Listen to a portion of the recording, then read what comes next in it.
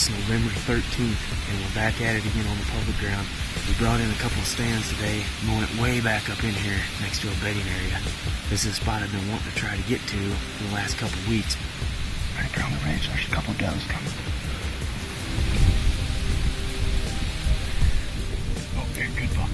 Good buck coming. Right down the ditch right here. He's coming straight up here towards these does. Nick.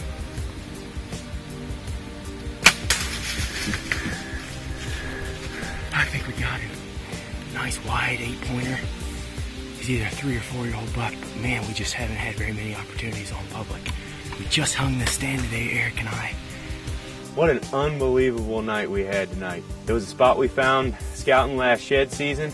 So the combination of getting in there for the first time, hunting unpressured deer, and using the terrain features to our advantage definitely helped us harvest this buck tonight.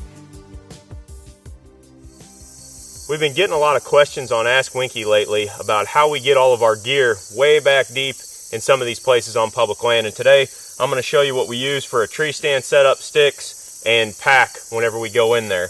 And there's a lot of fine little details that we've sort of worked out over the years that help us to get all this gear back there quietly. And I'll start with the stand first. This is the Muddy Vantage Point stand. I think it may be new for this year. We've used the Muddy products now for quite some time, and they work great for this application. And this stand is no different. The first thing I do is I fold up the stand and I put the vantage bracket, the strap, and then the bottom cinch strap on the stand. And then I actually fasten those down tight. That keeps the stand together. And then what I do from there is I'll take my quick sticks from Muddy. These are awesome for doing hanging hunts.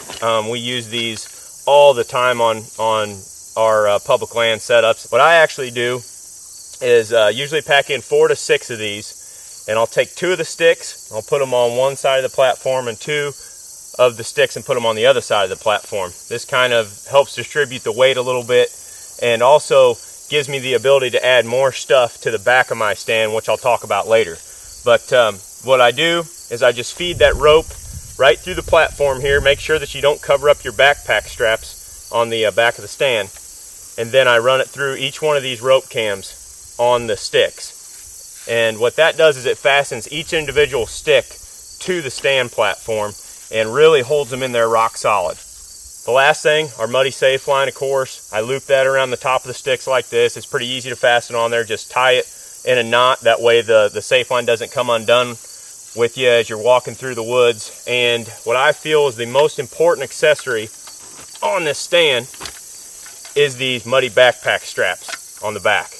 It is almost impossible to get one of these setups a couple miles deep on public land without these backpack straps. They are definitely a great investment and don't cost much money to outfit your stands with a setup like this. That is the stand, the sticks, the Safeline, all in one package right there. And obviously when we're filming our hunts, we're going to have a couple of these setups with us, but it's pretty easy for me and the cameraman to just throw on the stands and go, and then have our hands free. The next thing that I like to pack with us is one of these little Cabela's Fanny Packs.